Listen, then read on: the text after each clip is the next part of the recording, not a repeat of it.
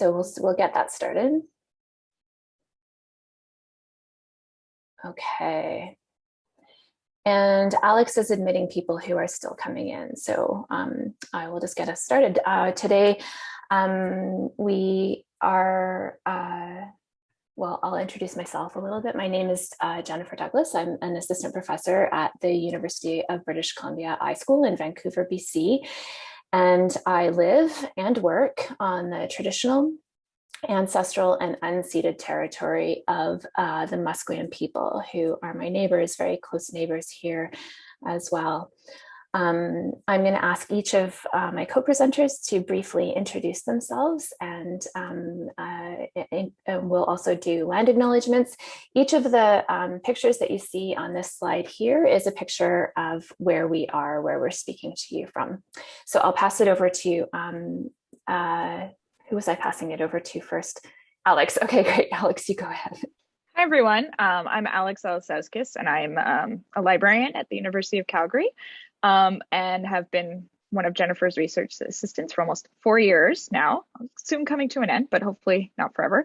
Yeah, and I just want to gratefully acknowledge and honor the traditional territories of the people of the Treaty 7 region in southern Alberta, on whose lands I live and work, and which includes the Blackfoot Confederacy, comprising the Siksika, Piikani, and Kainai First Nations, as well as the Tsuut'ina First Nation and the Stoney Nakoda, including the Chiniki, Bearspaw, and Wesley First Nations. Mohkinstsis, also known as the City of Calgary, is also home to Métis Nation of Alberta, Region 3. So I'll pass it on to Elizabeth. Hi, everyone. I'm Elizabeth Bassett. I'm one of the research assistants on this project, and I just graduated from the UBC program in library and archival studies. I want to acknowledge with thanks that I'm currently living and working from the territory of the Coquitlam First Nation and within the shared territories of the Tsleil-Waututh, Katzie, Musqueam, Squamish, and Stolo Nations. And now I'm going to pass it over to Ted. Hi, I'm Ted Lee. I'm a PhD student at the iSchool at the University of British Columbia, and Jennifer is also my supervisor, and I'm a research assistant on this project. I am currently broadcasting live south of Trout Lake in East Vancouver, in the traditional territories of the Musqueam, Squamish, and Tsleil-Waututh nations, but I also have a huge debt of gratitude for Coast Salish peoples in general, as the 3 universities that I am associated with and have studied at are all on their territory.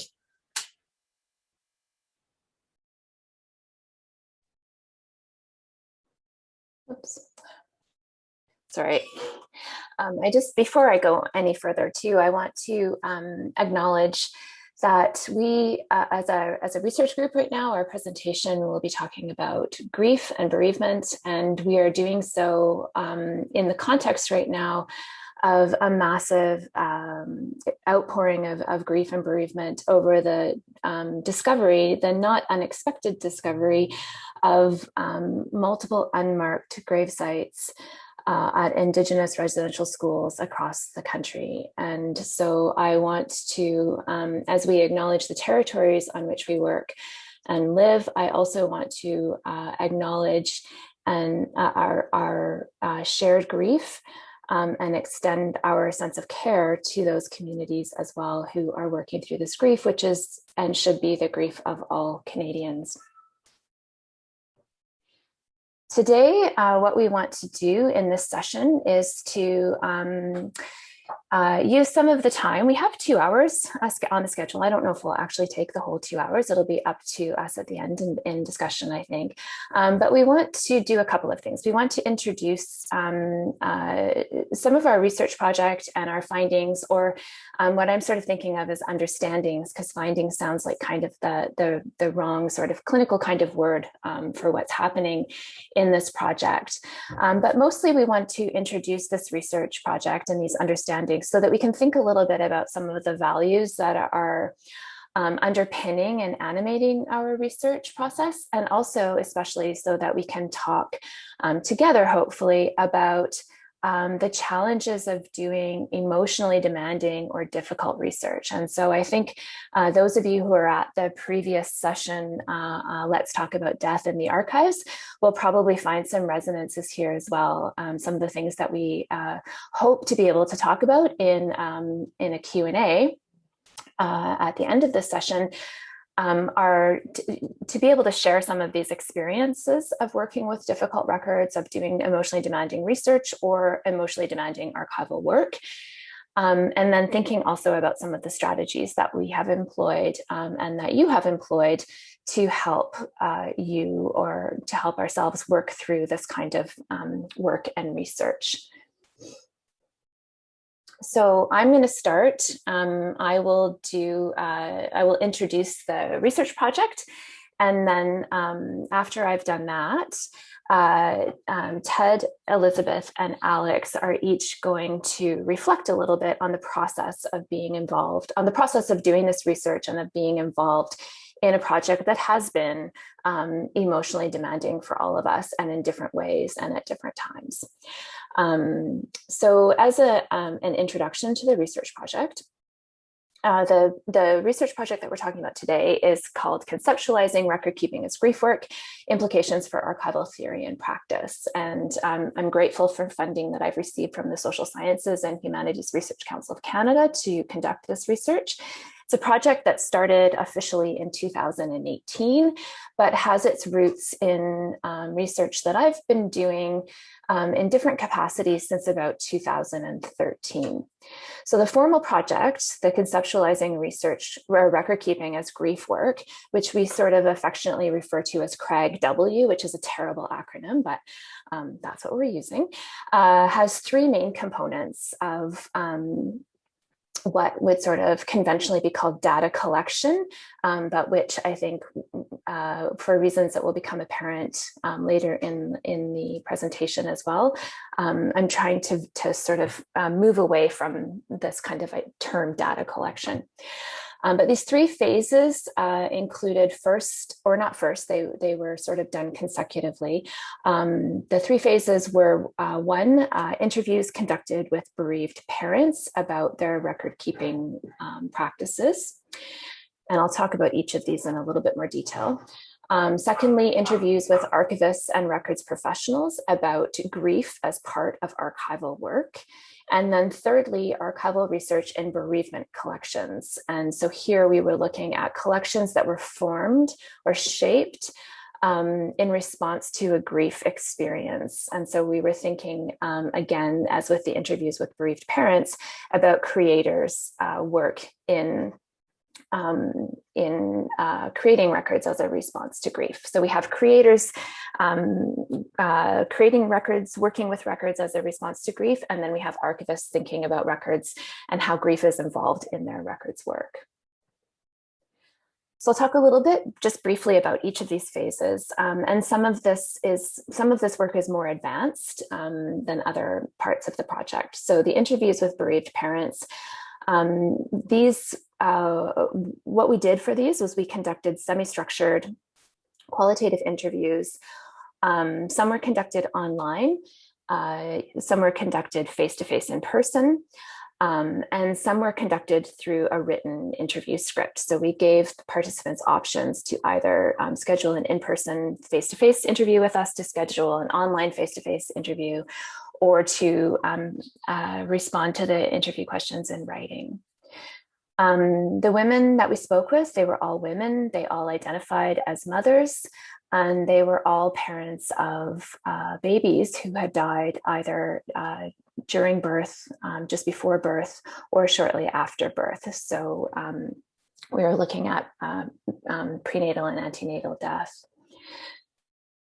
I should have said this at the very beginning of the session too. I usually am better at doing this. I'm not going to delve into a lot of the specifics of these experiences or these interviews, but I know that these topics are difficult and maybe triggering for some people. And so please do feel free to come and go from the meeting as you need to. We will be watching the waiting room. So if people are leaving and coming back in, we'll watch for that. And anything you need to do to take care of yourself during the session, we encourage you to do that. Also, having talked about this research for several years, I've also found that sometimes people want to talk to me personally after the presentation, and that is also fine. So please do feel free to reach out to me using my email, which I can share at the end as well. The questions that we asked in these interviews focused on what parents consider to be a record of grief or of loss or of their baby. So we left this quite open-ended. We wanted parents to define what constituted a record for them, what types of things they created, kept, and used to remember their babies or to work through the process of grief. And in thinking about working through the process of grief, we developed this concept of records work, which is really just thinking about what people do with records and what records do for people. So in some ways connected to some of the discussions about agency and records that we're starting to see in the literature. And so we were interested in how records work is a part of grief work. So how people were using, creating records, using records, and preserving records as a means of processing their own grief experience and their loss. The interviews were transcribed. I conducted all the interviews myself, but they were transcribed by Alex. Alex did all the transcription, and then Alex and I coded them together in a fairly standard kind of qualitative iterative process of reading, pulling out themes and key concepts, and then kind of returning to those, figuring out how things fit together, and just a really iterative process of reviewing and reanalyzing. We did publish some of, whoops, sorry, I'm clicking things before I want to. We published an article on this work recently in the most recent issue of Archivaria. And we also spent a lot of time thinking as part of the research process about how to represent the findings or understandings in this project. So in that article, we also reflect quite a bit on the writing up of research and of how to write research up that is sensitive, that is emotional, that is intimate in a way that is respectful of experiences and respectful of relationships that develop as part of the process. I'm not going to go into this in detail because again, it's been recently published and that you can read that article, but we did discover that parents identified many different types of sort of unconventional records as records of important and significant records of their loss or as of records of their baby's life. They talked about objects, they talked about records on and of and connected to the body, and they talked about events and rituals and places as records as well. They talked about different types of records work that I don't think we see typically acknowledged in the archival literature, including the use of records as a means of proving that a person existed and was loved, records as a means of continuing to parent after death. So the care of records, the creation and care of records was seen by many of the parents as a way of continuing a relationship and specifically of continuing a parenting relationship, of being able to continue their role as mother to their child. And also of imagining, and of course we are seeing some work on imagining and imagined records in Michelle Caswell and Anne Gilliland's work. And we really saw this with parents, that the records were created as a means of imagining a future in some ways, imagining what things would be like, imagining how a child would have been. So really powerful work going on with these records. And fundamentally, we also found through this research a way of thinking about record keeping as an act of love. And we're suggesting in this article that is cited in the last slide, that archivists have to start to think about record keeping as an act of love and what it means to, as one of our participants phrased it, to look with love. And we also are asking archivists to think about how to listen with love. So these are sort of the fundamental kind of ideas that emerged from these interviews with bereaved parents. Second phase was interviews with archivists. And again, we conducted semi-structured qualitative interviews, both in-person face-to-face and online face-to-face. And we talked with 29 archivists and records professionals, mostly Canadians, but also a couple of international participants. And the questions in these interviews focused on how grief is involved in archival work. And so that's a fairly vague statement, but I also wanted to leave that open. Like, how is grief a part of the different aspects of things that archivists do, of tasks they perform, of relationships that they have? We also wanted to ask about other emotions in archival work. So recognizing that grief is one, but there may be many other related and unrelated emotions that archivists are experiencing as they do their work and work with people. We asked questions about archivist preparedness for the emotional dimensions of archival work and about resources that either existed already or that they wished existed. Again, I conducted all of the interviews myself.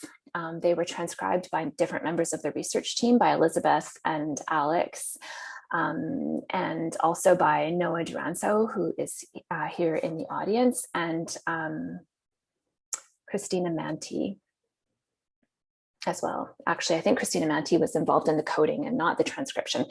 The analysis of those transcriptions was done by the entire research team. So Elizabeth, Alex, Ted, Noah, Christina, and myself. And Christina and Noah have both graduated, sadly, are no longer able to work on the project, but are still really integral key parts of our research team. And the sort of key findings or understandings that are emerging from the analysis of this research, which is still ongoing, 29 long qualitative interviews is a lot of material to work your way through. And so we continue to work on the analysis of this material, but we have been able to identify several really significant and important themes, I think. First of all, the archivists that we talked to described many significant experiences of grief and loss as part of their work. So this grief was not like an outlier to archival work. So I think in the previous presentation with Sam and Itza and Maya on death in the archives, death is everywhere in the archives, and with death comes grief, right? So significant experiences of grief and loss. Significant experiences also of other emotions, including anger, guilt, shame, sadness, joy, pride. There's a long list of other emotions that archivists talked about as well. Really importantly, a theme that was consistently stressed was the professional silence, the lack of education and training for working with records that document grief, loss, and other emotions, and for working with people that are experiencing grief, loss, and emotions, and also for experiencing grief, loss, and other emotions yourself as an archivist. And again, this is, I think, something that came up in the last session really clearly, that this has not been part of our education programs or training, other professional training programs.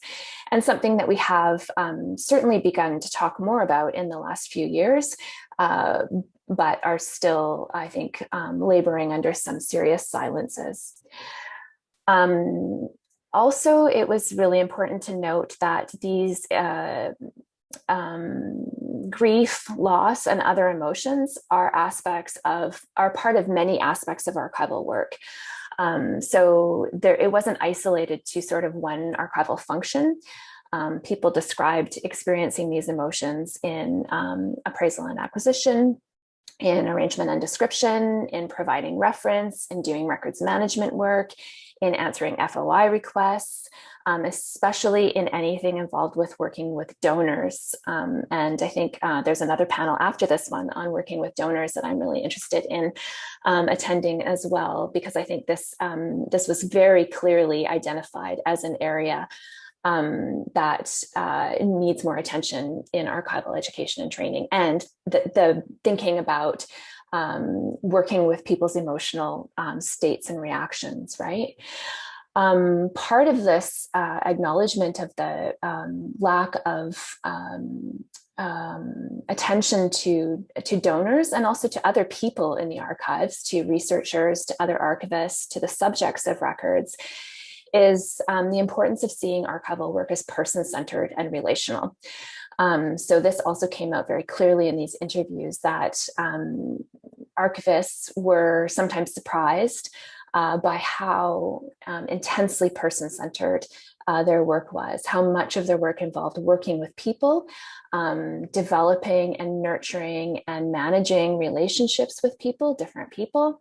And again, how poorly or unaddressed this was in their education and training. Archivists stress their role as listeners, as keepers of stories. One archivist described themselves as a sponge for everyone's stories. And with this kind of role of listening and of keeping stories, there's a huge responsibility, right? And so this responsibility was often identified also as kind of a weight, but also like many archivists use the term sacred, a kind of sacred responsibility that gave them a sense of pride and even of reverence for their work and for what they were doing. So I think this role of listening and the responsibility of listening was really important in the interviews. Getting close to the end of the list, the persistence of professional norms related to distancing. So as much as I think in communities like the area community, we've been talking about the role, acknowledging for years that the archivist is not a neutral custodian of records, there is still a persistent sort of prevailing professional idea, right, of this sort of objectivity or distancing that is required of the archivist. And this is something that the archivists I talked to all mentioned, is feeling that their own emotions and their own experiences of other people's emotions were sort of in conflict with this kind of sense they had of this neutral archivist that existed somewhere. Finally, connected to this lack of the professional silence, not the lack of professional silence, connected to the professional silence, was the idea of the interview as a space to talk. And this was something that really struck me, was how many of the archivists I talked to thanked me for interviewing them and mentioned repeatedly sometimes that this was the first time they talked about these experiences. And how grateful they were to have a space to talk about these experiences. So again, the interview itself became kind of a site of working through, right? That was again relational. It was people were working through their own stories, not just telling them to me from my research. The third phase of the research has involved archival research and bereavement collections. And so we've defined bereavement collections as archival collections that are significantly shaped by the experience of grief and bereavement. We've looked at a couple of different phones, but most of our attention has focused on the Lara Gilbert phone, which is at the University of Victoria in Victoria, BC. Lara Gilbert was a young woman. She was a student at the University of British Columbia, where we are now located. She grew up in the Strathcona neighborhood of Vancouver. She was a writer. She wrote in her journals from a very young age right up until her death. And she was an artist. She was an aspiring doctor. She wanted to go to medical school. She died by suicide shortly after completing her undergraduate degree at UBC. And her mother donated her records to the University of Victoria archives as a record of a young girl's experience of depression, of abuse, and of suicide. And Alex and I both went to the University of Victoria together on one visit, and then I went again a second time, and then all the archives closed down. So we haven't spent, we have a lot more work to do there as well, but these archives are tremendously moving. Lara Gilbert's journals document her life from the age of 8 right up until her death. They document you know, her sort of hopes and wishes as a young girl and a young woman, her experiences, but they're also very, very candid about her experiences with mental illness, her experience with family sexual abuse, and suicide attempts. And it was really, really difficult research. And through Lara Gilbert's phone, we were also led to another significant archival collection in the form of an art exhibit called The Pink Room that was exhibited by Gilbert's mother, Carol Itter, in Vancouver and in Victoria, and now is at home in the Vancouver Art Gallery. And Alex and I were actually lucky enough to be able to go in to the art gallery as well and view the components of the Pink Room as well. So yeah, I think I'll move on to thinking. I'm going to move us into the reflection phase of this session shortly. In all of the research that we've been doing, what has emerged as really, really important as a value is the relational quality of the research. So in the interviews with bereaved parents, in the interviews with archivists, and even in the research with the Lara Gilbert phone, and I didn't mention this, but Alex and I have visited with Carol Itter several times. So in our relationship with Lara Gilbert through her phone and with Carol Itter through our visits, we've really started to think about how to center friendship as a research value, and underpinning friendship is compassion. And so we've been quite influenced by Carolyn Ellis's work on compassionate research. There's a quote here on this slide where Ellis asks, how do we do compassionate research that emphasizes, I can't see the quote because I've got this up here, what we can do for participants instead of what we can get out of them, that connects us with others instead of pulling us apart, that contributes to social justice rather than to only the accumulation of data, or worse, to the unread books and articles collecting dust on library shelves. So we're trying to think about this, these questions, right? How can we do research that does something with and for participants instead of taking out, that connects us instead of pulling us apart? And again, sort of that resistance to the idea of accumulating or collecting data about people. We're also influenced by the concept of research as friendship. And here we've been drawing on Lisa Tillman Healy's friendship as method. So Tillman Healy identifies friendship as method, as research that although it employs traditional forms of data gathering, the primary procedures are those we use to build and sustain friendship. So really thinking about this kind of value of friendship. And I think both Belinda Batley and Anna Sexton and Dolly Sun have written about friendship as research in the context of archival research as well. And then we've also been thinking about the ways in which this research has been emotionally charged, emotionally difficult, emotionally demanding for all of us. And here we're referring to an article about researcher self-care and qualitative research by Kumar and Cavallaro, where they define emotionally demanding research as research that demands a tremendous amount of mental, emotional, or physical energy and potentially affects or depletes the researcher's health or well-being. They identify 4 types of emotionally demanding research experiences, but also acknowledge that these are not the only 4 types that might exist.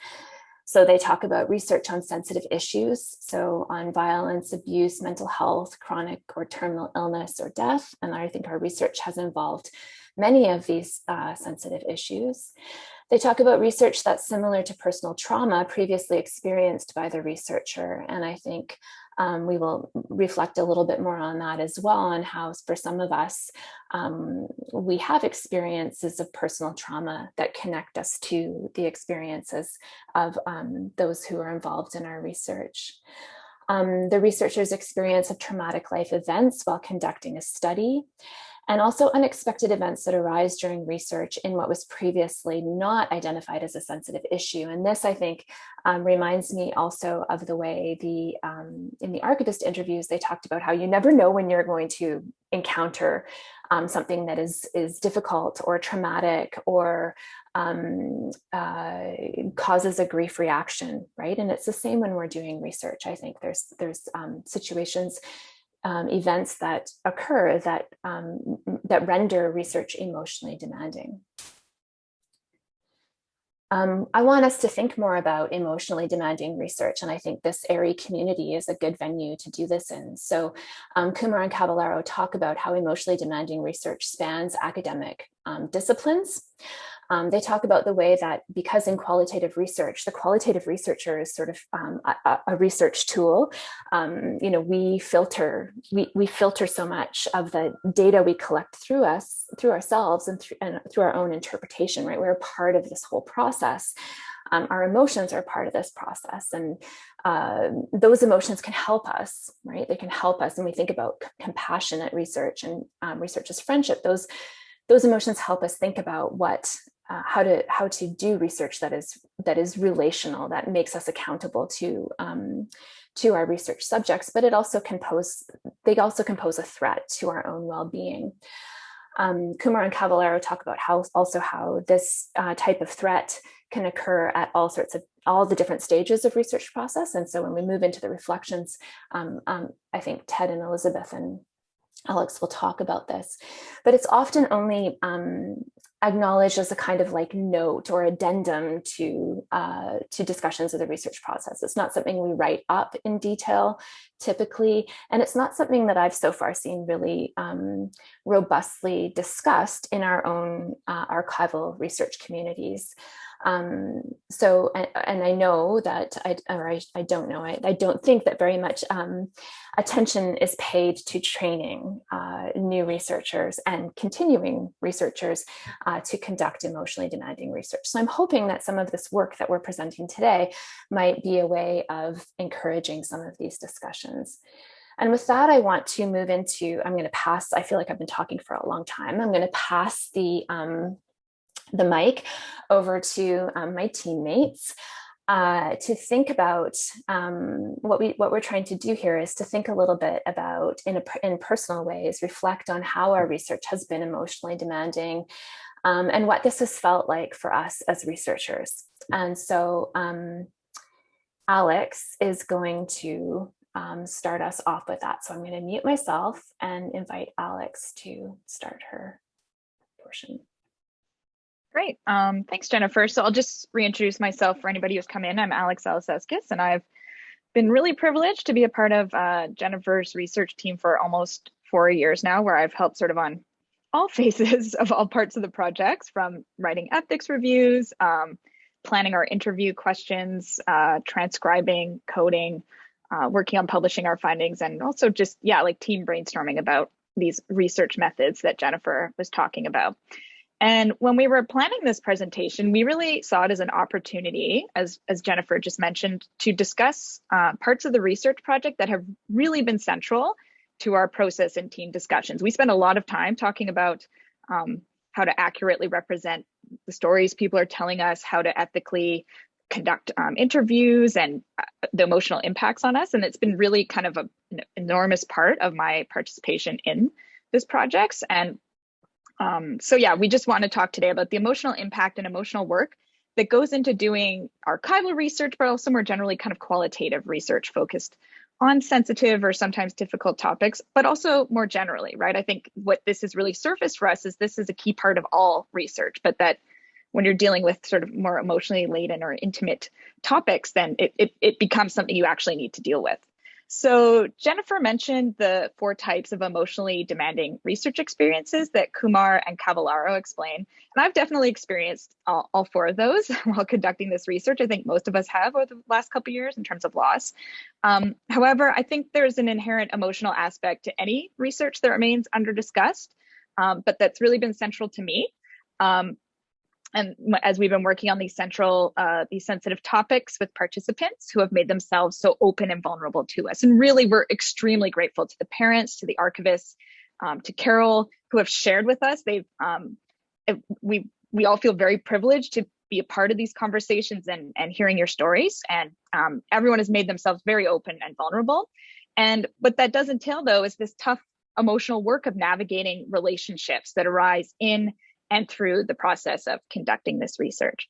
So Jennifer talked a bit about how we've come to describe our research method as one rooted in friendship and compassion in order to acknowledge our participants and the key contributions they're making, right? Not as an extractive model of data collection, but as key contributors, as partners, as friends, and our responsibility to them and the stories they've entrusted us with. But what this compassion approach requires, and Jennifer mentioned this as well, is an emotional openness and vulnerability on the part of the researcher that is not always easy to navigate, which becomes very clear when we listen, when all of us, Ted and Elizabeth and I, all listen to the interviews, how much Jennifer is sharing and how the emotional labor that she's going through in these interviews too. So over the next few minutes, I just want to talk a bit about what this compassionate approach has meant or surfaced in terms of unearthing the emotional relationships that come in and through the research. Jennifer talked a bit about our emotional relationships to archival research, especially the Lara Gilbert phone. We both felt very connected to her, just going through her diaries.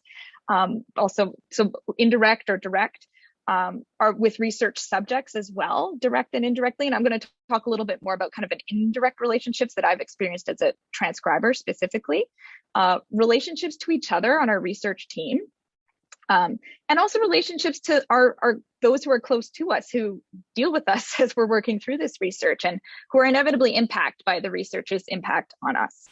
So this kind of relationship building and navigating, I think, has been abundantly clear in the work that we've been doing with Carol Itter, for instance, working from her archives and into her art projects, and then building a connection with Carol now to the point where we're helping her with her archives, and she calls Jennifer up to ask about certain things, and they're in Jennifer's office, right? So we're happy to talk more about this, but that sort of direct managing and navigating of relationship is very clear. But there are other less direct ways that relationships are navigated or maintained through qualitative and archival research. And as I said, I'm going to focus on transcription and the relationships involved in transcription, and specifically my work transcribing the interviews with bereaved parents. So as Jennifer mentioned, I work closely with her on the interviews. We worked really hard to develop our ethics application, probably a little too hard. We realize now as we're doing other ones, to make sure that kind of the approach we were taking kept in mind parents' emotional needs and sensitivities. I also helped develop the questionnaire, transcribe the interviews, and then work on disseminating our findings. So Jennifer conducted the interviews herself, and I didn't participate in them and had no direct contact with the parents. But through listening, transcribing, and talking a lot with Jennifer about how the interviews went and these parents, I really developed a strong sense of connection to and responsibility to the parents that so generously chose to participate, and to their babies, right? I heard a lot of stories about their children and their families. So I felt like I knew them, right? And in some ways I identified these parents. I'm a parent myself. I went through a traumatic birth experience. I recognized a lot of their stories and experiences as I was transcribing, and that was definitely triggering, but also my child is alive, right? So I'm a very different experience and kind of grappling with that recognition and the differences in our experience. So, but more broadly, I think too that the process of transcribing is a very intimate one, right? And this is a research relationship that is often not acknowledged, but it becomes especially intense when you're dealing with, I think, sensitive topics.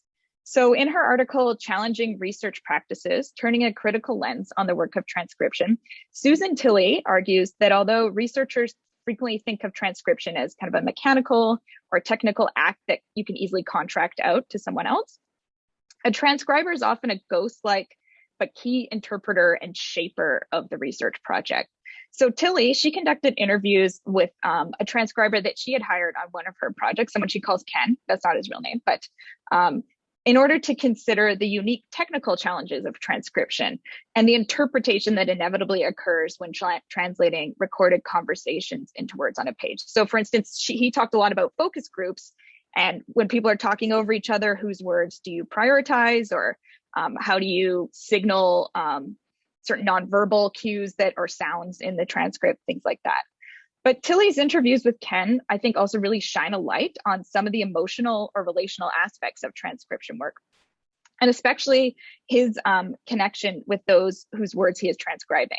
So when I'm just going to quote quickly, in describing his process transcribing a focus group session, Ken says how he identifies or connects with participants, at least in terms of forming an opinion on them. So quote, "When I hear them getting mad at each other, I can't help taking sides, for instance, because you get 10 minutes of working time for every minute of actual tape time. That's a lot of time spent living in somebody else's emotions." And it's true, right? When you're transcribing, you either slow it down, you go back over it again. And for months, right, the voices of Jennifer and the parents she interviewed were in my ears as I listened to. I always did an initial listen through on my headphones, usually on the bus to school. I'd listen to them 2, 3, maybe 4 times as I was transcribing. I would transcribe at my dining room table because, in Vancouver, we have no space, or in the common room at school. And as I transcribed, I might rewind and listen to a section 10 times or more to make sure I had transcribed the parents' words accurately. As parents struggled to find words or experiencing intense emotion, I too struggled to find words to convey these experiences, right? When you write square brackets, quietly sobbing, like that's not a very accurate representation of what's going on. And, these were very intense conversations with long silences. How do you mark that kind of just being together, right? So those were some of the questions I grappled with. And hearing these stories directly from the mouths of parents too, hearing somebody's voice breaking and talking about their child, it's impossible not to feel a strong sense of connection and intense responsibility to do right by them, even though I've never met them or had contact with them or know their families or babies. Anything having to do with their baby's name or something close to their baby, I spent extra care in trying to figure out like how to spell a name. I'd email or text Jennifer and be like, "Is this the proper spelling? Can you please double check before we send it off to parents?" Or a place that was important to them, making sure I looked it up and spelled it accurately. And I practically had the conversations memorized too. I'm sure Elizabeth and Ted both experienced this as well, right? There's references or symbols or things they associate with their child that you know and you remember. And I remember their children now. As I move through the world, I see things that remind me of their children. And I sort of think of myself as a witness to and carrier of these stories too, which is something that these parents really wanted. So, I wasn't just mechanically transcribing words, right? I was building a relationship with these parents and these families and continuing it in the world too. So the role of a transcriber in this case is sort of a strange position to be in. I think it always is, but when you're working with these intense topics becomes more so. You know the intimate details of someone's life and experiences of grief, despite never having met them. And it can be a bit lonely, right? It's like a one-sided discussion. And I'm sure this resonates with archivists in the room, right? Of working with somebody's papers that you're building a connection with and having no actual relationship to, or physical relationship. Elizabeth will talk a bit more about this in her section too. But working on difficult topics can be lonely for other reasons as well, right? It's hard to share with your family at the dinner table when you've been spending a day listening to a parent describe the death of their child, right? So, and this is where the research team has really kind of been essential in building strong relationships. While working on the parent interviews, Jennifer and I talked a lot. We meet weekly meetings, sometimes more than that. We talked about the interviews. We talked about the parents. We talked about whether we wondered how they were doing.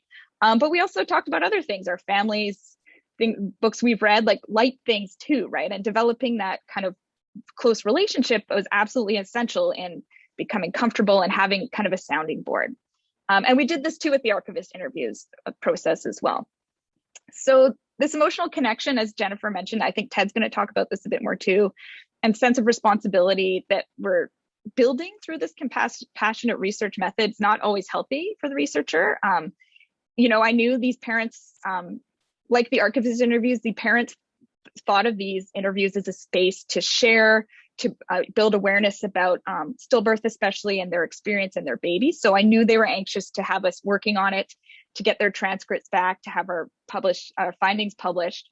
And it took me a bit to start setting boundaries for myself in terms of being like, I don't need to finish this transcript this week because I'm tired and this is a lot of work. So this meant strategies like setting aside specific days. Like I stopped transcribing on Fridays because I'm like, you know what, that's weekend time. Or ensuring I had downtime after doing transcription, making sure that I didn't do it right before I had a class to go to or something like that. And when it came time to work on the archivist interviews, which we had a lot more of, after doing a few, I realized I was totally burnt out on listening as much as I loved hearing these stories, I felt like I couldn't do it anymore.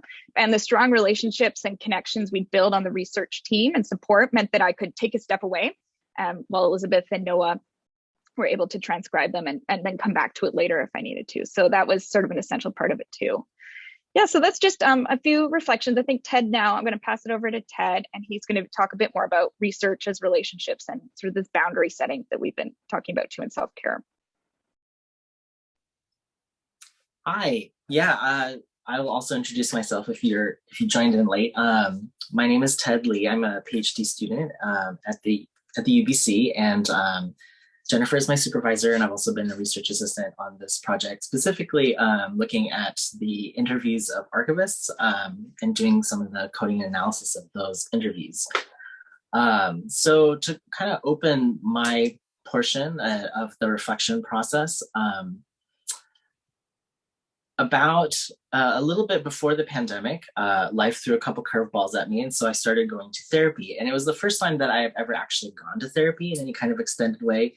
And it was also the first time that I was seeing a therapist who specialized in trauma therapy, which was a really interesting kind of experience. And so for the last year, during the plague year, I've been doing a lot of like self-reflection, a lot of like analysis of myself. And it turns out, spoiler alert, that I'm not very good at processing emotions. And so we're gonna like kind of get into that. And at the same time, I was working on this research project that was dealing with a lot of like fairly emotional topics. And I was also reading, I've been reading this book called Research as Ceremony by Sean Wilson that details the indigenous, like an indigenous paradigm, a research paradigm. What would an indigenous research paradigm look like? And in the book, Sean Wilson talks a lot about how research is about relationships and relationality.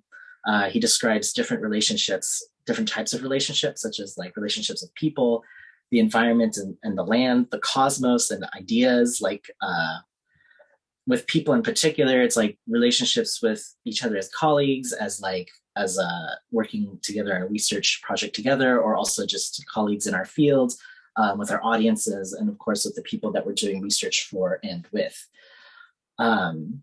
So one of the things that Wilson and the other Indigenous researchers that he interviews for his book talk a lot about is they question and kind of critique the idea of this Western Enlightenment epistemology of the researcher as the detached, outside, objective observer who's not connected in any shape or form to the things that they're researching and the people that they're researching.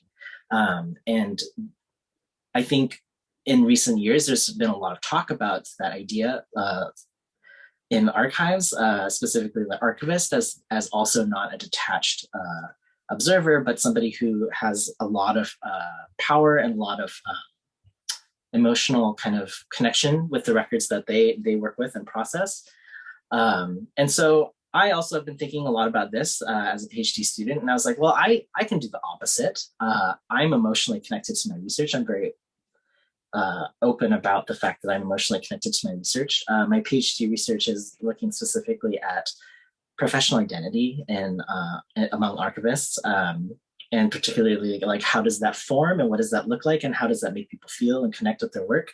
The reason why I got into that was because I had been called from time to time throughout the many careers, whether it's like working at Dairy Queen as a teenager to like being an archival student, unprofessional because of the topics that I talk about or the way that I conduct myself. And it got me thinking, like, what does that mean to be unprofessional?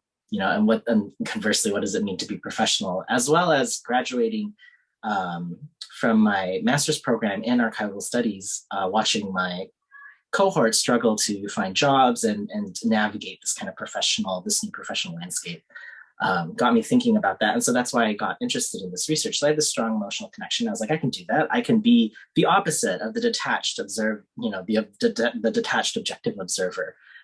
It turns out that's not what you're supposed to do, according to my therapist, is not just do the opposite.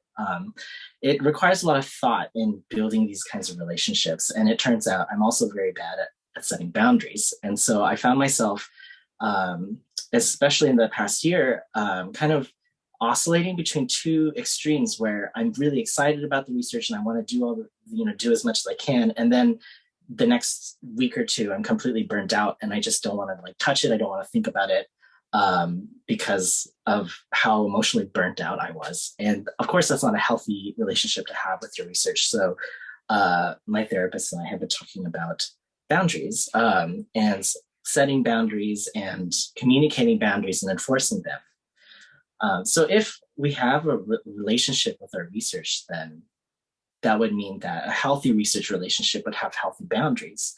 And that's something that I have never really thought about before therapy, and realized that I think this is something that the researching community doesn't really talk about as much either.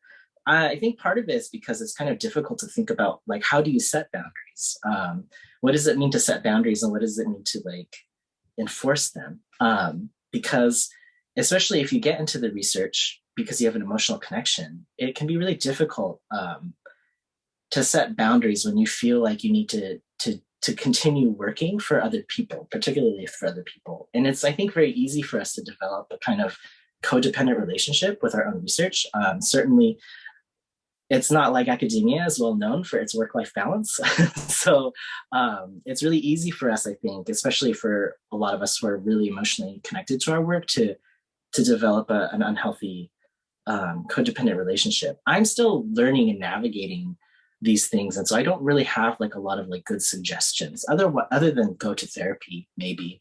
I didn't start going to therapy because of my research, but inevitably a lot of what I've been doing in research ends up being talked about in my therapy sessions. And it's been really informative to think through what does it mean to like do emotionally charged and emotionally heavy work when I myself as a person am still learning to process emotional, like heavy emotions. And so a lot of the time my therapist will say, well, like, do you allow yourself to feel like the emotions that you feel while you're doing your work? And I'm like, I don't know what that means, right? And so she's like, just go sit and feel for a while. And I think for it's particularly for academics, like, we're socialized to not feel. We're told that if you have an emotional connection to your work, that it taints it, that we become biased. We're no longer professional. And so we need to maintain this distance for our work. And so we need to learn to emotionally experience our work without feeling these kinds of complex feelings of like shame or guilt, that we're not a good researcher because we have this emotional connection. I know that I myself find myself feeling that a lot of the time, even though I know intellectually that like it's okay to feel emotion about your research. It's still kind of difficult because as researchers, we're really kind of discouraged to do that. So the last thing that I've been thinking a lot about in terms of emotional research is modeling. I have a son. He's turning 10 next week, and so I've been thinking a lot about how do I take the things that I'm learning in therapy and pass them on to my kid so that he doesn't have to make the same mistakes that I do. And so my therapist and I have been talking a lot about modeling good behavior. If research is relational, and I think that we all agree that it is on this panel, that research doesn't happen in a vacuum. It happens in teams like ours. It happens in communities like this community here in Erie. And if we want to do the proper, healthy emotional work in terms of our research and do right by the people that we're doing research for and with, then we need to start thinking about how do we model, good behavior? How do we start talking to, as a PhD student, we don't talk about this in our research methods class, about how to process emotions, how to feel, allow yourself to feel things so that you can process them instead of like shoving them away and trying to like bury them. And so what does it mean then to like model this kind of good behavior? I think all of us on the research team would feel very privileged that we've been able to work with Jennifer, because she's always shown us a lot of grace and a lot of like patience and understanding and compassion for us. I've never felt rushed or felt like I had to put my emotions aside in order to get the work done. She's always given us ample space and time to think through things and to process things. And So that, I know that for me, that's helped a lot in like thinking about the future as like a potentially future researcher and educator. How would I handle these in other projects, these kinds of subjects? And I think modeling good behavior is also something that we probably should be talking about as a community, and because none of this research happens in a vacuum, and the way that we relate to each other and the way that we demonstrate whether or not we actually care and are doing the work of embracing healthier relationships with our research is going to be really key in seeing any kind of change, any kind of systemic change. And I'll pass it on to Elizabeth. Thanks, Ted. I just want to reiterate everything you said about working with Jennifer, because that's very true. It's been really helpful to not feel rushed and everything. Anyways, as I said before, I'm one of the research assistants for the Record Keeping as Grief Work project.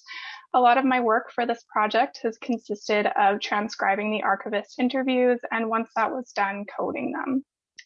When I started this work 2 years ago, I was about 1.5 years into the dual library and archival studies degree at UBC. I just graduated from the program this spring, and as I've been reflecting on my training, it strikes me that I spent a significant part of my archival education listening and then re-listening to the interviewed archivists talk about the emotional dimensions of their work.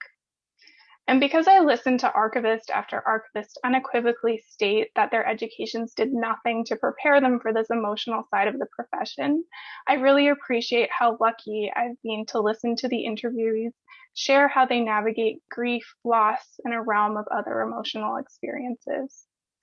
So for my part of the presentation, I'm going to reflect on some of the ways that this research project has been integral to my own archival education. But first, I think I should start by explaining why I decided to go to archival school in the first place.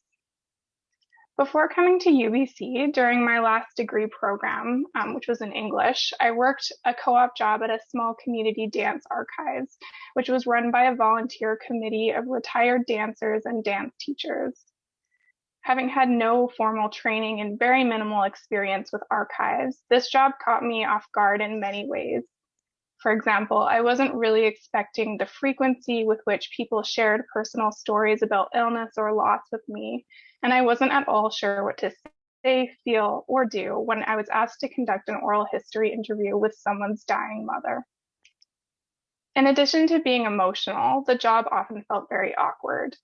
Since I was working very closely with the people involved in the records, I started to learn a lot about their lives, sometimes very private, intimate details. At the same time, I was an outsider, and I was aware that they appreciated me partially because I was an outsider. I often felt that if I ever accidentally overstepped a boundary, I would become an intruder instead, and I was very aware of that. But despite these emotional intricacies, I really loved this job and often described it as my accidental dream job. I felt energized by working with the people who cared about the records in the archives, and connecting with people over their stories felt incredibly meaningful for me, but it also seemed like it was meaningful for them too. So when I started the archival program at UBC, I was hoping and probably expecting that we would discuss the inevitable nuances of working with people in this way, and I was expecting that I would leave my education with better tools for navigating such emotional work. As will probably be of no surprise to anyone, I spent part of my first semesters worried that I had made a mistake. Most people weren't acknowledging any emotional or person-focused dimensions of the work, and concepts such as archivist neutrality negated the professional legitimacy of some of the work I had previously done, such as working closely with donors and conducting oral history interviews, and those were really my favorite parts of the work. And while I could appreciate the foundations that traditional theory-based classes were giving me, I really felt that the general omission of discussions about people and relationships must be an oversight. If it wasn't for Jennifer's classes, I would honestly have been completely convinced that I had been completely misinformed in my choice of profession. So when Jennifer hired me as her research assistant in 2019, and I began transcribing the archivist interviews, it felt like I was getting the education I had initially expected to get.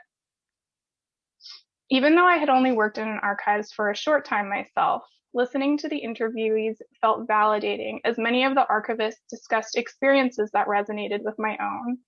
For example, many discussed being caught off guard when the job included working with people who are ill, nearing death, or grieving. And then they discussed how helpful it would have been to have more preparation for this type of work. Also resonant for me, the feeling of being both an insider and an outsider was discussed so frequently in at least 14 of the interviews that we gave it its own code. And then another thing that was really comforting for me to hear was that a lot of the archivists clearly loved many aspects of their jobs. Despite the difficulties, interviewees often talked about the privilege of the job and the sacred nature of connecting with people and with records. At the same time as it was validating, listening to the interviews was often emotionally difficult. Many of the archivists recounted gut-wrenching interactions with donors, with researchers, and with the records themselves. For a few instances, I remember unexpectedly tearing up when one interviewee talked about an archives user listening to their father's voice for the first time in several decades, and then not so unexpectedly tearing up in interviews where archivists recounted working with survivors of residential schools. For me, these emotionally difficult moments just further emphasize the reverberating power of the stories in the archives.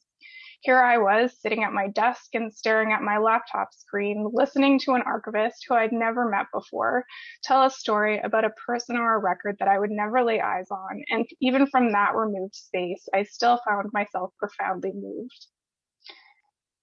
I also realized that if I could be so emotionally impacted by the archivist's story at such a remove, then it was only a weak echo of the emotions that they were experiencing on the job themselves. And although I don't think that listening to these stories can have fully prepared me for the emotional dimensions of working with people in archives, I think that's probably impossible. I can speak to the value of not being caught completely off guard by it. So to finish my section of the presentation, I want to reflect a bit on one of the biggest takeaways from the interviews. The archivists need to talk about the emotional dimensions of their work, and specifically their need to talk with other archivists. Another code that we frequently used, as Jennifer mentioned earlier, was the code for wished for support. And although there were many different ideas, a thread that ran through most conversations was the need for creating a community of archivists who are willing to share their feelings and support each other. On the screen here, you can see a selection of these archivist quotes. They all have a similar gist, so I'll just read one of them out. One interviewee explained, "It'd be just kind of nice, I think, to meet people who maybe have had a similar experience to yours, and you can talk to them about it and feel like, oh God, okay, I'm not weird if this happens." I chose this particular quote because one of the things I found most difficult about listening to in the interviews was the sense of loneliness that some of the archivists had, and not only the ones who were working as lone archivists in their institutions. For so many of the archivists, there seemed to be such a big relief surrounding the moments, usually well into their careers, when they learned that other archivists were emotionally involved in their work too, and that other archivists wanted to talk as well. And then to bring all of this back to why I see working on this project as an integral part of my own education, I've realized lately that in the process of listening to the archivist interviews and then having this really wonderful research team of archivists to talk to, I'm leaving my archival education program just taking for granted that I won't be alone in any emotionally involving work. And I know that there's other people that need to talk about it too. So going into this profession after listening to all of these interviews, it isn't lost on me how unusual that is. And thinking back to my first archives job where I did feel pretty lonely in my emotions, I can absolutely imagine how useful this is. So I guess I just want to close by saying that I'm very grateful to all the archivists for sharing, and that I'm grateful that I was part of this research. And I really do hope that these conversations become integral to all archival education, because I think it would be really invaluable to all of the people, but also to the profession itself. So thanks for listening, and I think I'm passing you back to Jennifer.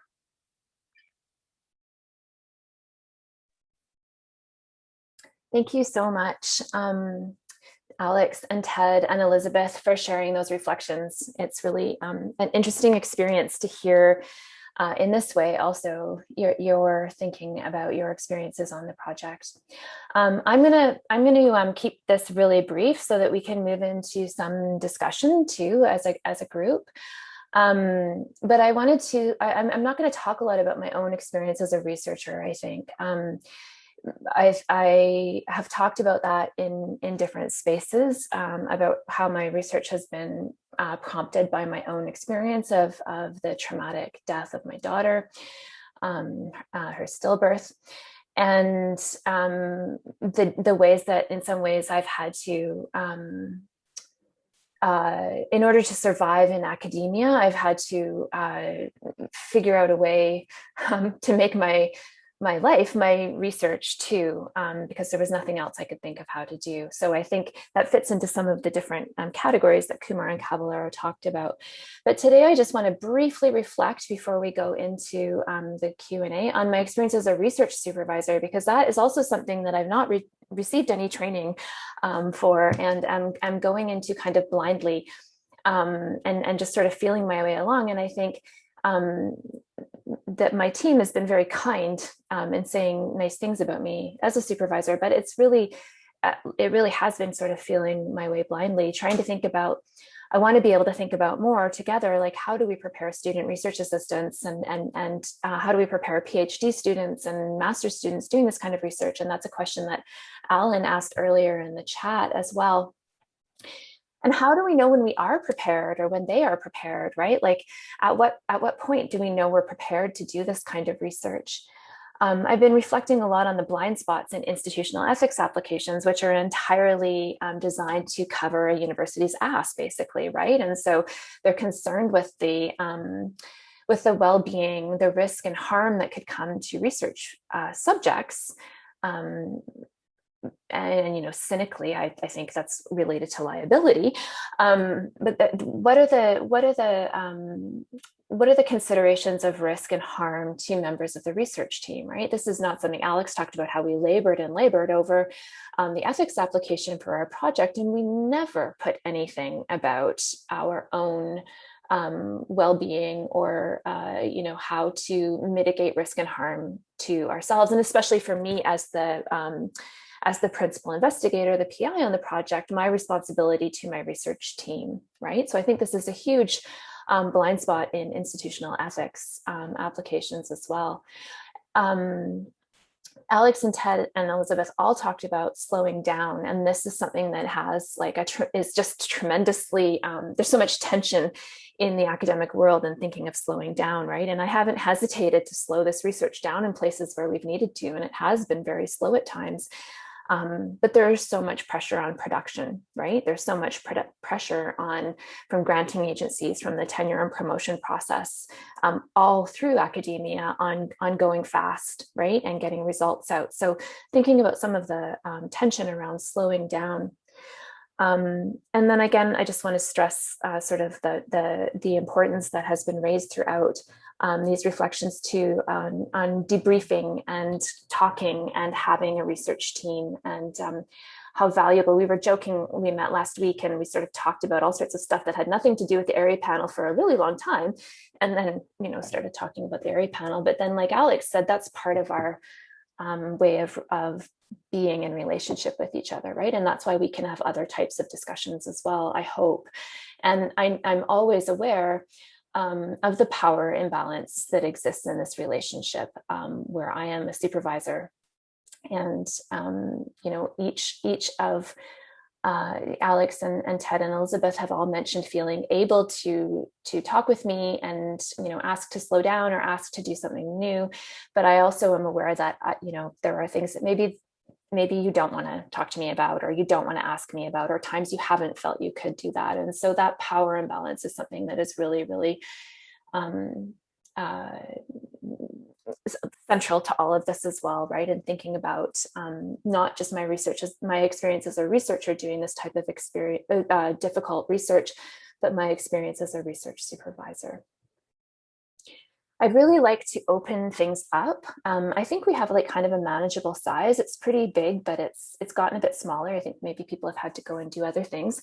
So I think we have kind of a group that we might be able to manage some just open discussion and Q&A. I have a couple of questions in two sort of sets, one thinking about experiences and one thinking about strategies. So